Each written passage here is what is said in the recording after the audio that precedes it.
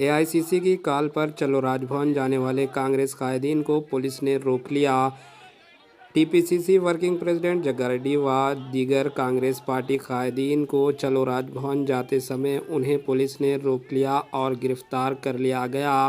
बता दें कि टीपीसीसी की कॉल पर आज इंदिरा पार्क पर चलो राजभवन प्रोग्राम मुनक्किद किया गया था, जिसमें कांग्रेस पार्टी के कायदीन व कार्यकर्ता लोग कसीर तादाद में जमा हुए, जिन्हें राजभवन जाते समय पुलिस ने रोक लिया और गिरफ्तार कर लिया गया।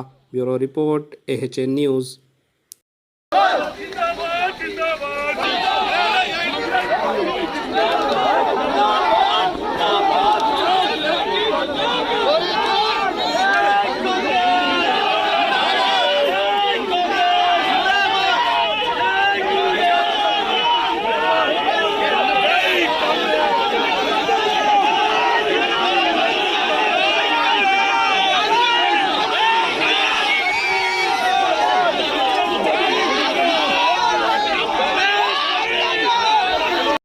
हमारे HN न्यूज़ को सब्सक्राइब करिए ताकि आपको नोटिफिकेशंस आते रहे वक्त पर।